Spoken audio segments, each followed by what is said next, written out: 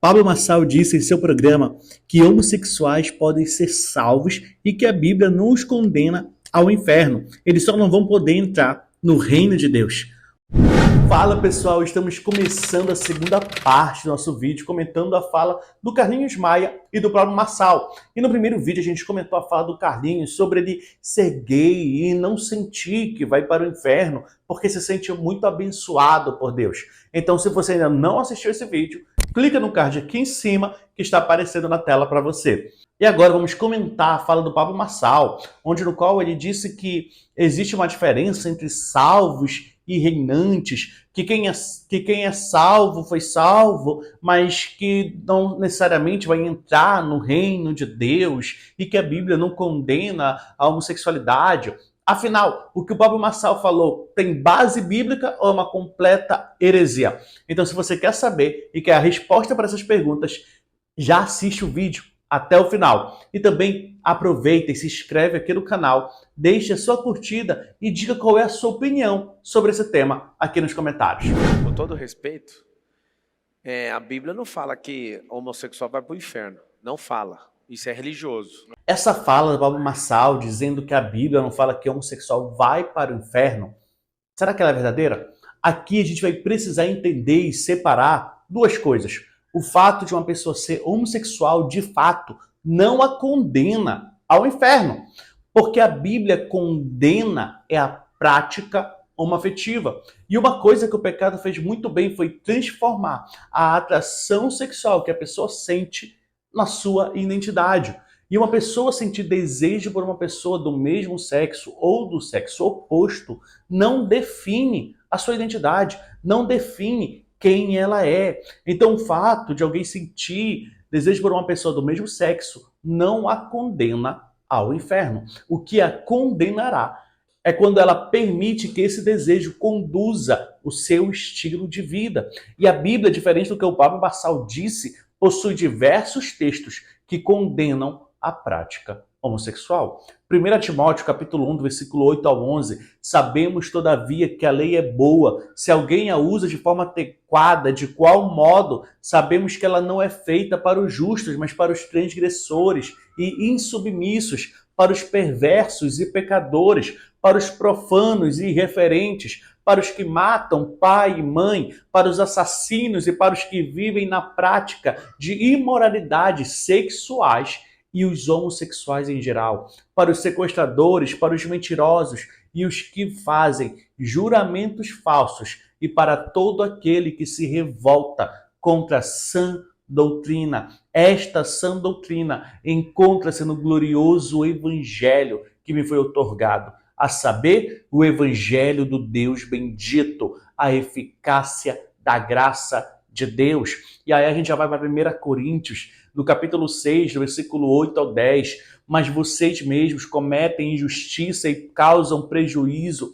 e isto aos próprios irmãos. Ou vocês não sabem que os injustos não herdarão o reino de Deus? Acho que é por causa disso aqui que Pablo fala, né, que existe uma separação dos salvos e do reino de Deus. Mas bora lá. Não se enganem, nem imorais, nem idólatras, nem adúlteros, nem afeminados, nem homossexuais, nem ladrões, nem avarentos, nem bêbados, nem maldizentes, nem roubadores herdarão o reino de Deus. Romanos capítulo 8, versículo 24 a 28. Por isso Deus os entregou à impureza pelos desejos do coração deles, para desonrarem o seu corpo entre si. Eles trocaram a verdade de Deus pela mentira, adorando e servindo a criatura em lugar do Criador, o qual é bendito para sempre. Amém. Por causa disso, Deus os entregou a paixões vergonhosas, porque até as mulheres trocaram o modo natural das relações íntimas por outros contrário à natureza.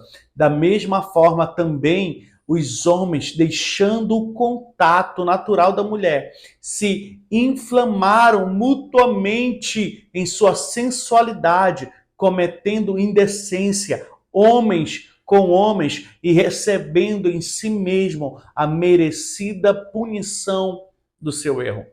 E por haverem desprezado o conhecimento de Deus, o próprio Deus os entregou a um modo de pensar reprovável, para praticarem coisas que não convém.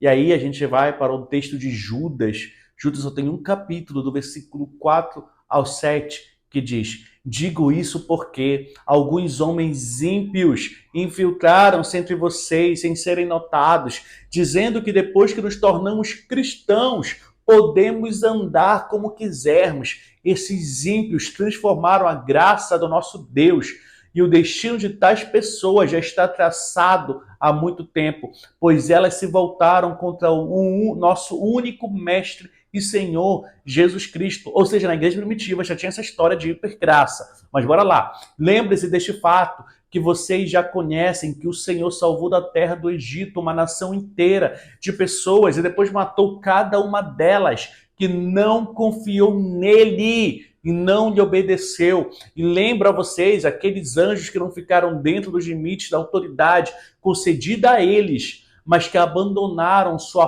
própria morada. Deus os conserva acorrentados em prisões de escuridão, aguardando o juízo do grande dia.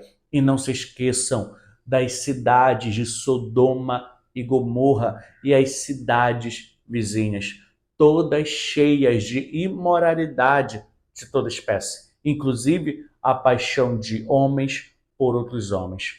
Aquelas cidades foram destruídas pelo fogo e continuam a servir de advertência para nós que existe o castigo do fogo eterno. Todos esses textos deixam claro que a prática da homossexualidade, assim como o pecado do adultério, fornicação, roubos, idolatria e etc., condenam a pessoa ao inferno.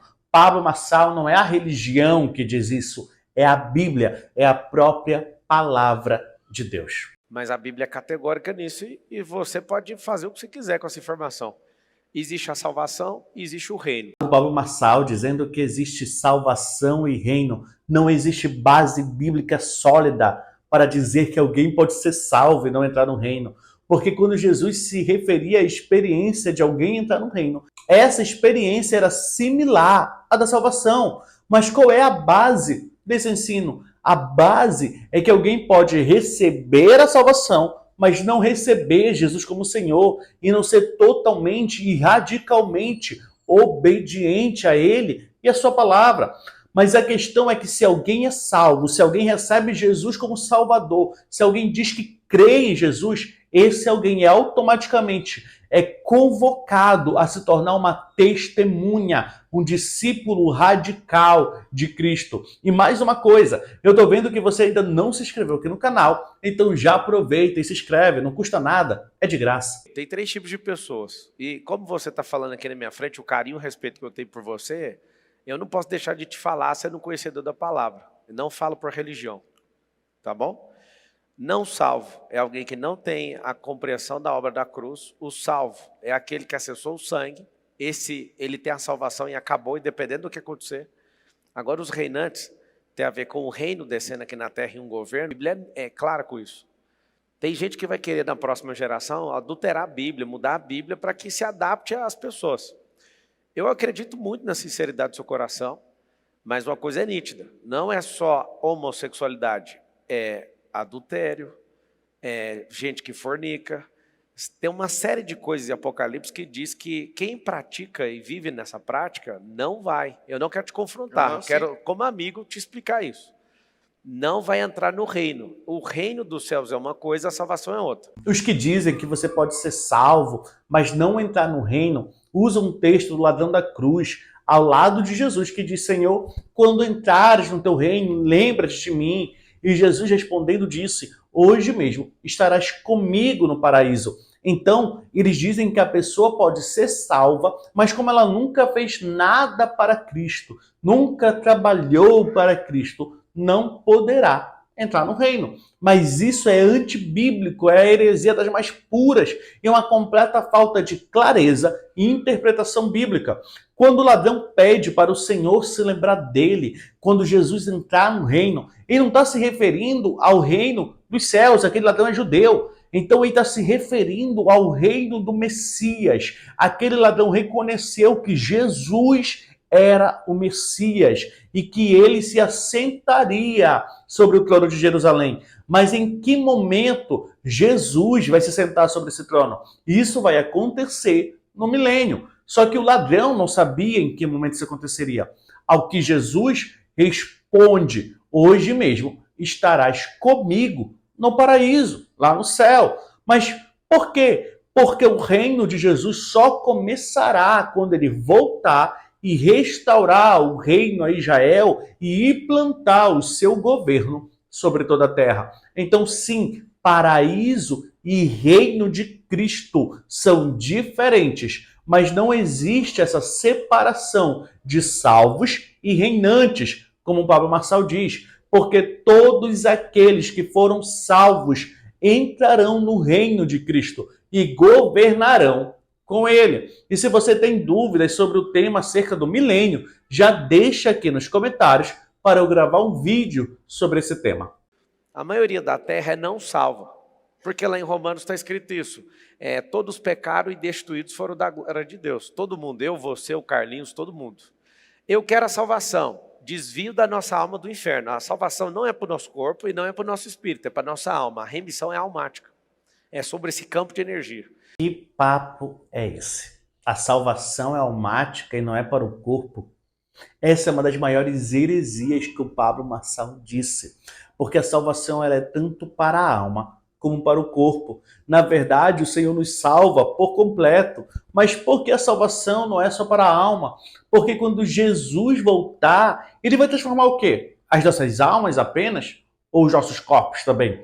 Em 1 Coríntios, capítulo 15, do versículo 51 ao 54, Paulo já responde essa pergunta. Eis que eu lhes digo o mistério, nem todos dormiremos, mas todos seremos transformados num momento, num abrir e fechar de olhos, ao som da última trombeta. Pois a trombeta soará, os mortos ressuscitarão incorruptíveis e nós seremos transformados. Pois é necessário que aquilo que é corruptível, ou seja, o nosso corpo, se revista de incorruptibilidade e aquilo que é mortal se revista de imortalidade.